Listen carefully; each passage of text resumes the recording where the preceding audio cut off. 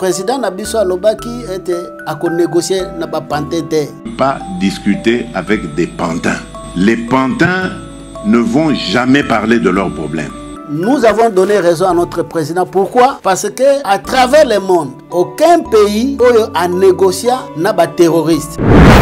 Maintenant, ça nous étonne maintenant que Batou Oyo Baza identifié comme des terroristes et que le président va négocier là-bas. Je ne veux pas de dialogue pour qu'on se retrouve encore avec des brassages et des mixages qui dans quelques années vont donner encore lieu à des...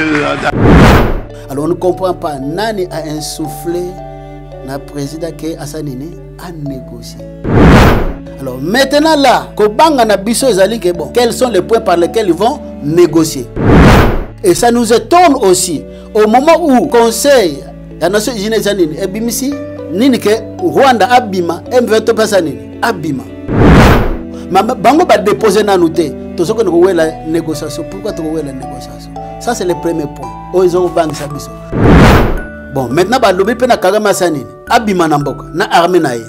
Est-ce que c'est abimé? Parce que là, ceux qui vont négocier, première conséquence, c'est de laver M23. Deuxième problème, accord Rwanda et comme même la bisonine, que le président de la République, Batouba Koufi, non, Tobunda, faut avoir décision une fois pour toutes. Petit pays comme Rwanda, un grand pays comme RDC. Et jusque-là, tout ce qu'on a sollicité, on ne comprend rien. Continue, monsieur le président, s'il vous plaît, Toyo Kanzambe.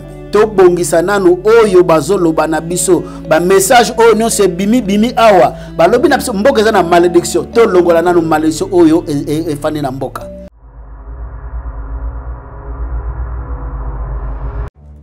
Dans les soucis de vous informer, divertir et vous former, Nouvelle Tendance, votre chaîne, met à votre disposition des applications, radio et télévision. Comment installer? C'est simple. 1.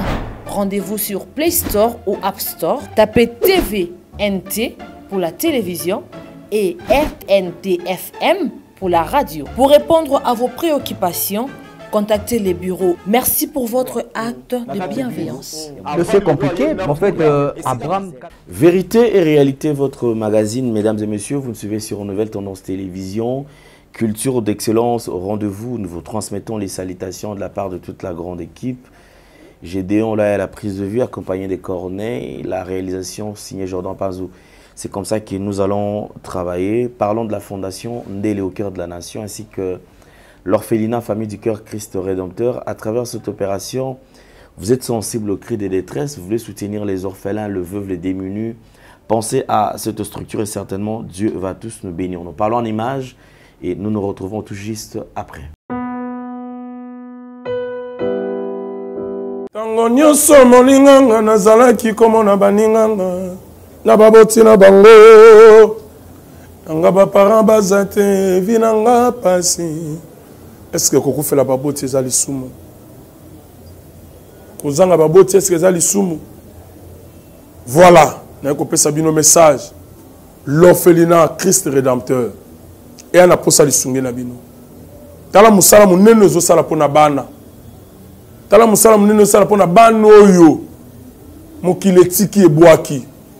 Mais nzamba termine nzelo orphelinat oyo pona ko encadrer bana oyo. Yaya lisungi na yo to ana ngoposa. Un euro no to ana ngoposa pona mwana moko. Tango mwana moko allié nzambe ya bitike oya permettre ete na nzela no mwana alia akobosa na ote.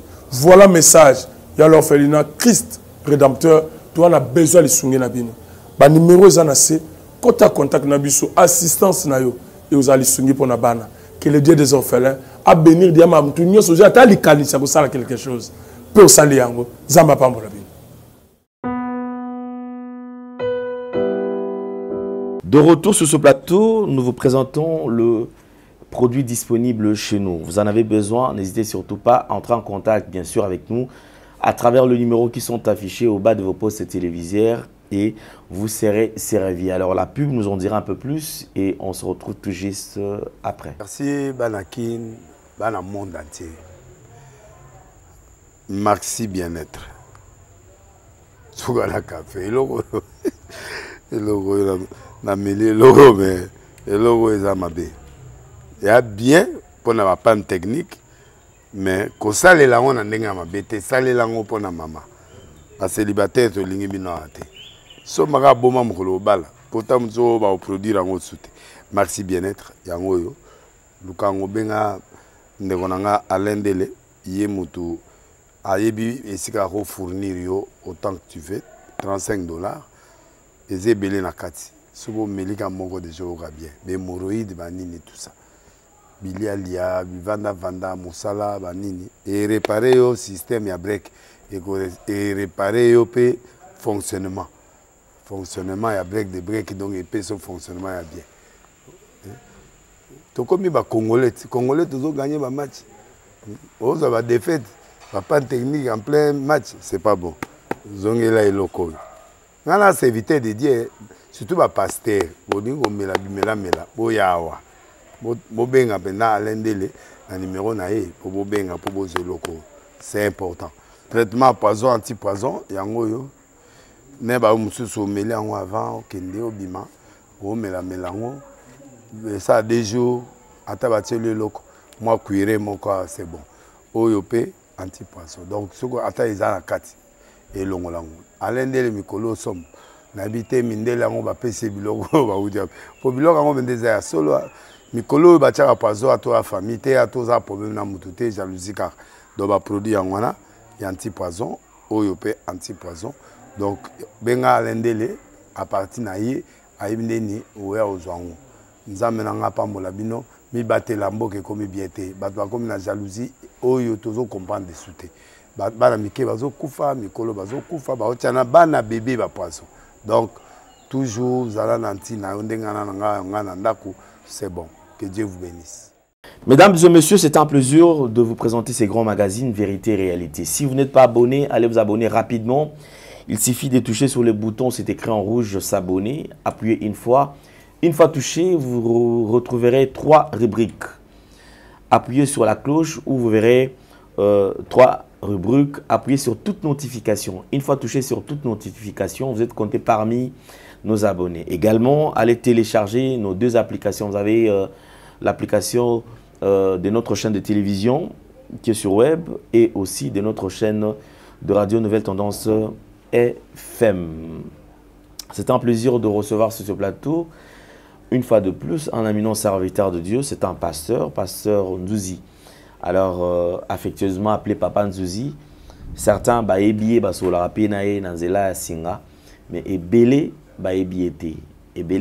Mais ceux qui ont plus penchant et à mingi par rapport à l'orientation et tout consort, ils savent toujours que na recommande à tout mingi chez mon pasteur. Non, pasteur, vous qui n'est pas pasteur, vous qui n'est pas Papa Nzouzi. Voilà, en fin de compte, depuis quelques temps, il a eu cette autorisation et a nimi quand même que les Canadiens télévision parce que quand la bande que les Canadiens, mais parmi les fidèles, les conseillers, les papas, les 6 nouvelles tendances télévision, ils en fait partie. Papa Nzouzi, bonjour et bienvenue. Bonjour Papa Alain, merci beaucoup. Santé boni Papa. Amen. Dans l'ensemble, Moussa Lanzambe, Makamunyo Sotizo le Kane.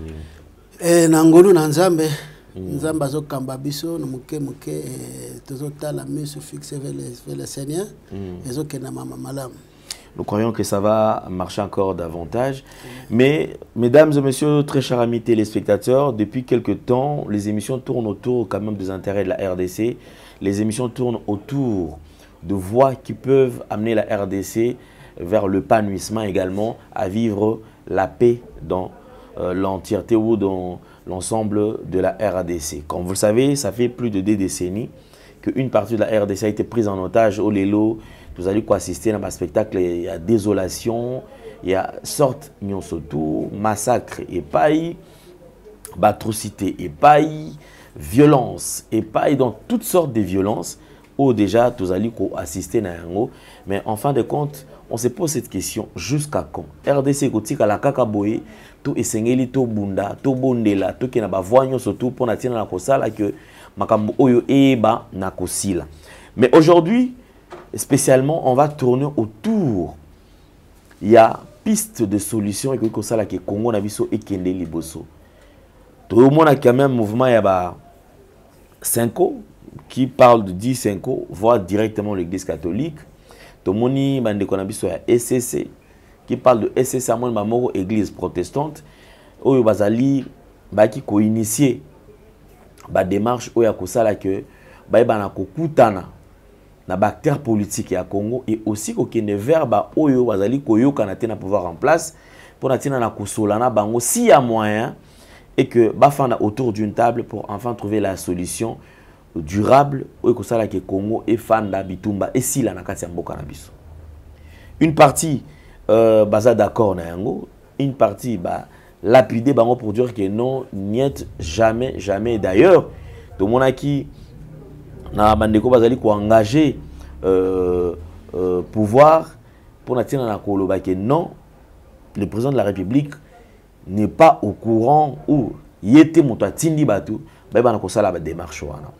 Quelque temps après, le président de la République a dit qui n'a position naïe. C'était quoi la position? Il ne va jamais négocier avec le M23. Il ne va jamais négocier na ba rebelle et bandeko ba pantin à qui jamais. Et enfin, quelque temps après, le président de la République, après Kouta na Angola, tout est comme on a dans les médias ba relayer information. Disons que le président de la République est d'accord. Il est prêt à négocier à solo là. Na M23. Dans l'émission de Canada, on a posé la question, est-ce que c'était le moment où, si il fallait peut-être qu'on négocie, est-ce que tu as tout ça bien avant? Là, tu as une phase, il y a pré-négociation. Dans une négociation bandite, ils allaient dans une phase où ils allaient contacter. Avant les sanga écoutana bango sobaeba na kosolola. Alors même l'église a un très grand rôle à jouer. Pourquoi? Parce que à chaque fois on toujours que l'église a une part de responsabilité dans makambo oyo Congo na biso ezali ko traverser. Alors to beta c'était côté wana to ba quand même ko ba likanisi. Et ezali malamu. Négociation d'abord. Ezali malamu to ezali mabe. Pré-négociation oyo et quoi aboutir effectivement na accès à la négociation, toute négociation peut être parce que déjà tu commences à sentir déjà que quand tu vas désister que tu vas négocier sous même soit habité ce poteau de négocier va poser déjà des conditions déjà bien avant il y a des conditions va poser. Alors papa Nzouzi réaction na yo d'abord étant que congolais tant on monique Lelo le président de la République accepte ya kokende na nzela ya négociation au solo là autour d'une table pour natina na ko mettre fin na bitumba oyo ezali kolekana na kati ya mboka na biso parce que toyebi que démarche oyo bana ko sala mingi ezalaki bana ko sala unité nationale basangana na opposition comme ça la gouvernement moko et union nationale oyo ko permettre bango bana ko diriger mboka mais kasi to monique phase wana échanger de komisko nako négocier na M23. Réaction na yo. Merci papa ale pona motuna otuni biso mboka baka moite bana na nzambe parce que nous sommes appelés à prier pour notre nation. Jérémie azolobete to bonde la pona mboka oyo to vandi pour être kimia na biso ezo dépendre na mboka wana même bénédiction na biso ezo dépendre na mboka wana. C'est pourquoi tozo landa de très près à situation oyo ezo kotungisa mboka na biso.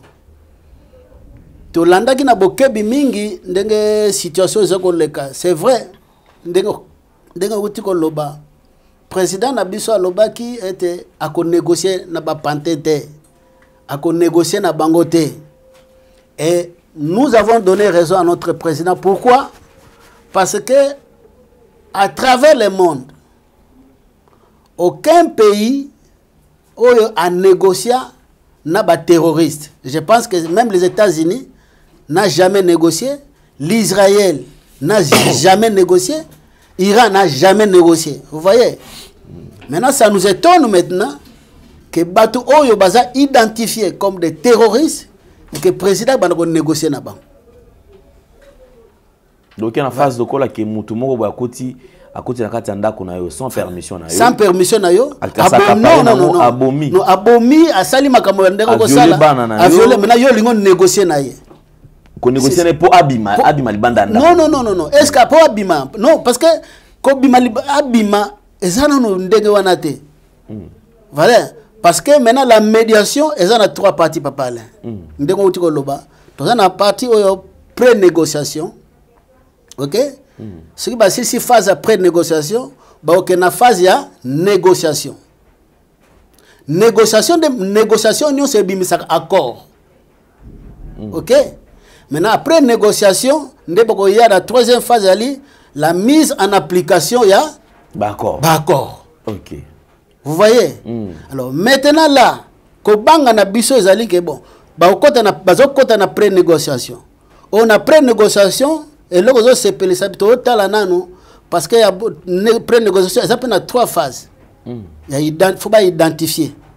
Bato oyo bako kota bako négocier. Donc identification des personnes on va négocier na bango. On va négocier na bango.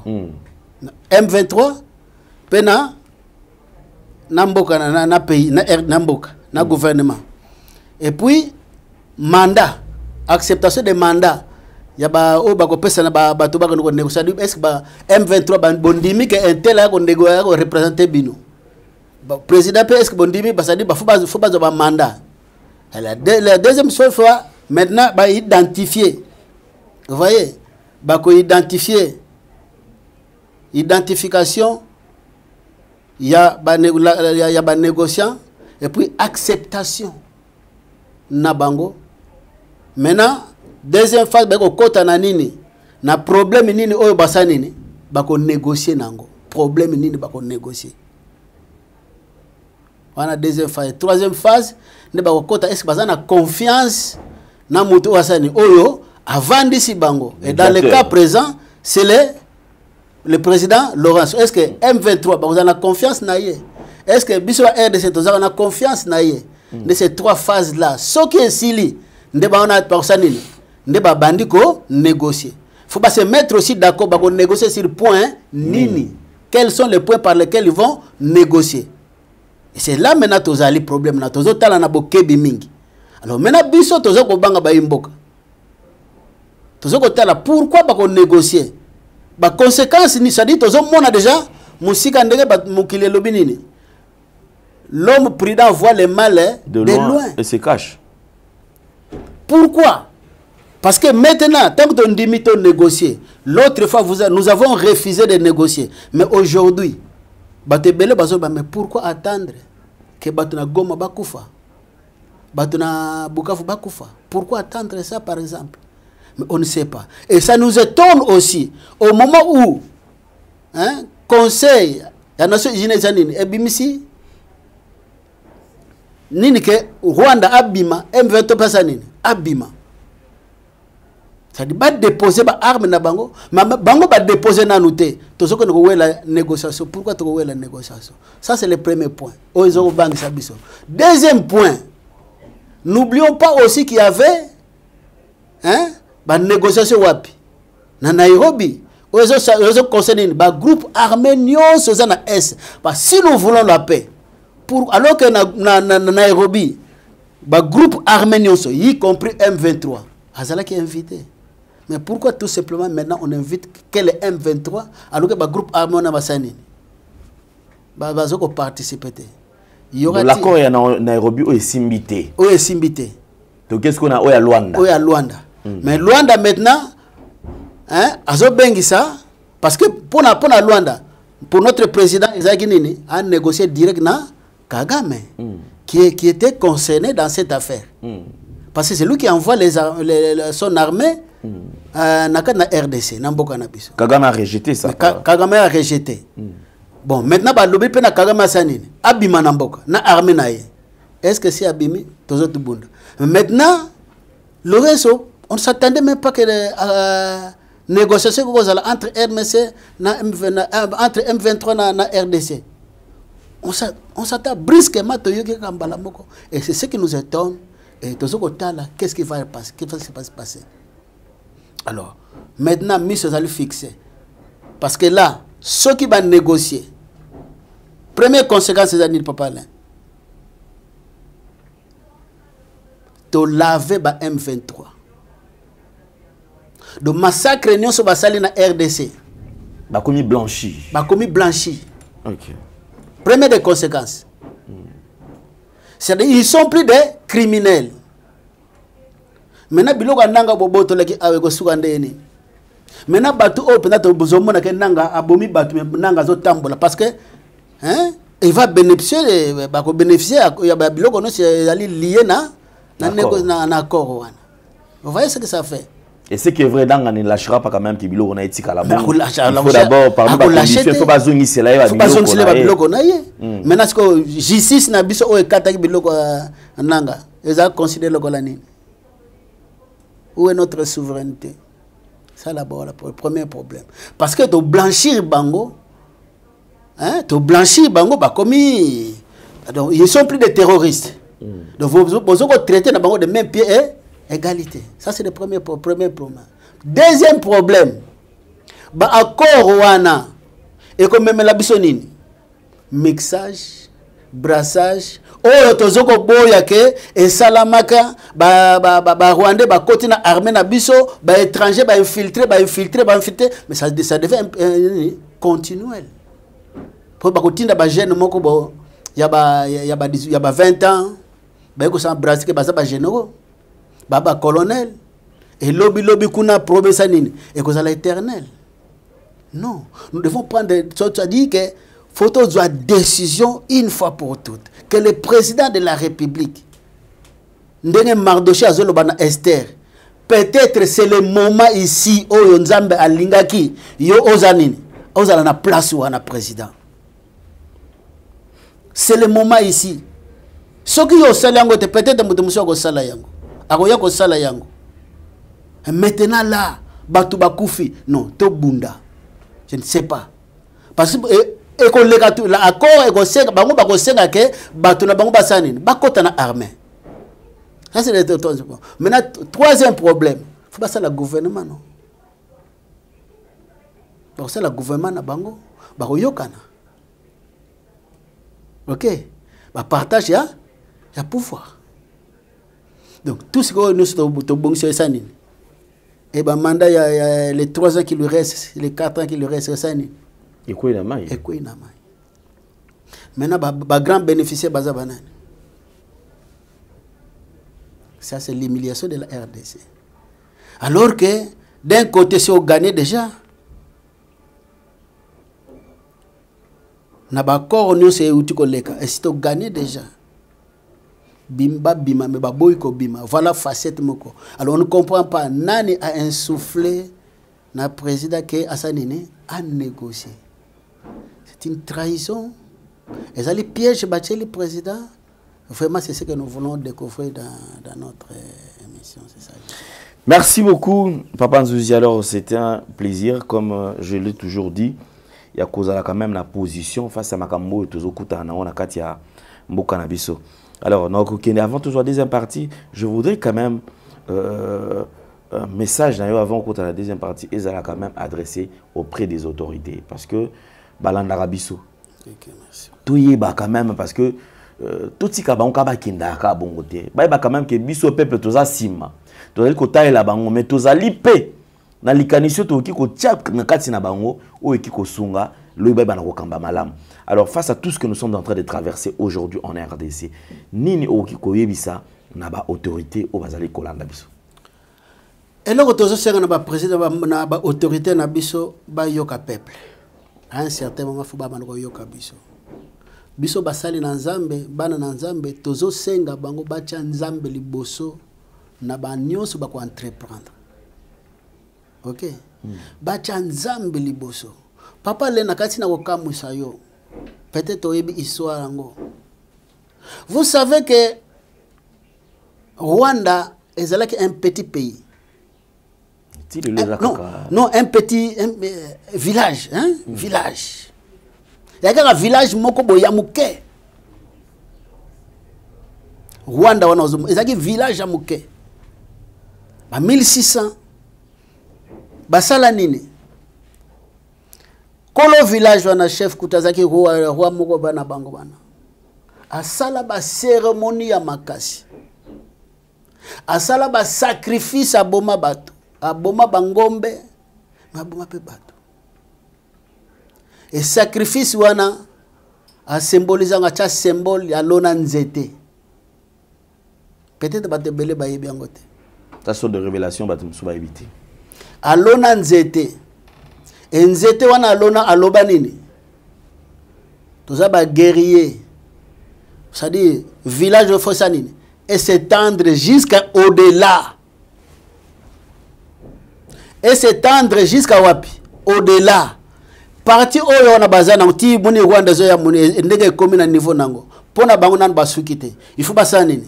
Ba poussa. Ba élargir espace na bango. Do bazo mona ke RDC wana faut ba zwa yango ekoma ya bango. Non pas tout simplement RDC. Mais partout oyo batindi pion ba Rwandais bazali. Boko sutuka ke badu RDC badu Congo Brazza badu RCA badu c'est-à-dire pour na bango c'est comme ça. Et c'est pourquoi nous disons nous ne sommes pas de lutter avec Kagame, non. Ba konzi bo mona bo yoka basali na Nzambe pe bo yoka Nzambe. Tozoko lutter contre Kagame te. Nous sommes en train de lutter contre les dieux rwandais. Et pour l'illustration, Batou Ebele papa ale bakanisaka ete Moïse abako lutter na Abraham na Pharaon. Vous voyez? Et Batou Pharaon a libéré bana Israël. Premier signe leki, deuxième leki. Oh non, Pharaon a libéré Israël. Mais ce qui est na mukanda na Exode chapitre 12 verset 12. Okomo na Bible Bible zolobanini. Quand je verrai le sang, j'entrerai en jugement contre les dieux égyptiens. Donc c'est pour dire tout simplement que le problème il y a libération à bana Israël et c'est là qui problème il y a Pharaon té. Mais c'était un problème de dieux égyptiens. Il fallait maintenant que l'Éternel sanini abunda, c'est lui-même l'Éternel maintenant que nakobunda contre les dieux égyptiens.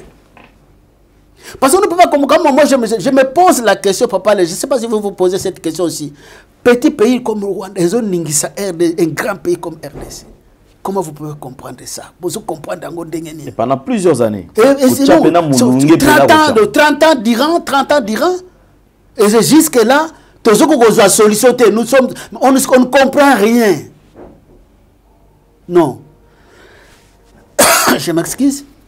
Banana Nzambe, photo yoka Nzambe. Ba continue biso, monsieur le président, s'il vous plaît, to yoka Nzambe.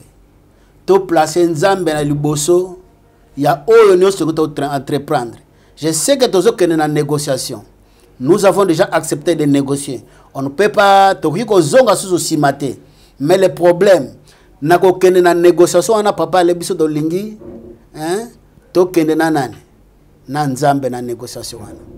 To bongisa nanu oyo bazolo bana biso ba message oyo nyonso bimi awa ba lobi na biso mboka za na malédiction to longola nanu malédiction oyo fani na mboka ba lobi na biso ete il faut to réparer liboso na ba hôtel nyonso ba biloko nyonso oyo to détruire nyonso de façon que to kende na négociation avec Dieu, clean avec Dieu. Et tout le monde a le boko na Nzambe te Nzambe abunde la biso bitumba oyo parce que ce qui doit tient Nzambe liboso, moi je ne pense pas que tu comment na phase de négociation. Dieu est capable bi pai wana bazali ndenge yana roi moko ya Syria yake pa ya kobundisa Ezekias akimaki wapi et pas basali na Nzambe akimaki pa prophète Esaïe. Et prophète a dit que lettre n'a pas tindela qui a ko passe la ngona na église. OK? Et bitumbe zala kité. Roi wana zala ki confie. Et Dieu est capable de confondre ba M23 wana za capable des autres côté P4 na bango et ba bimi pe yemoko même Dieu est capable ya ko détruire ba dieu étranger. Voilà ce que nous pouvons dire que les ba yoka Nzambe pe ba cha Nzambe. Et loko biso to senga si ils peuvent tout simplement, le président de la République, comment détruire, parce que nous savons comment détruire ces choses-là, comment détruire les alliances, comment détruire le pacte peut-être au Salama, comment annuler toutes ces malédictions dans notre pays, si tout simplement, on peut avoir accès. Parce que ceux qui peuvent avoir accès, ils ont besoin. On a besoin de drapeau. On a besoin d'armoirie. On a besoin de ma belle RDC. Et nous allons prier. Nous allons prier par rapport à ça. Et l'alliance union sur Babylone, nous c'est Salama. Et Dieu va se manifester. Comme ça, nous allons prier. Nous allons élever tout simplement Jésus. La Bible dit dans le livre de Jean, chapitre 8, verset 28, lorsque nous élevons le Fils de l'homme, nous serons ce qu'il est. Que la RDC élève Jésus-Christ. Que notre président élève Jésus. Que Jésus-Christ soit élevé dans notre pays. Et il y aura des grandes choses qui vont se faire dans notre pays. Ok, merci beaucoup à Panzouzi.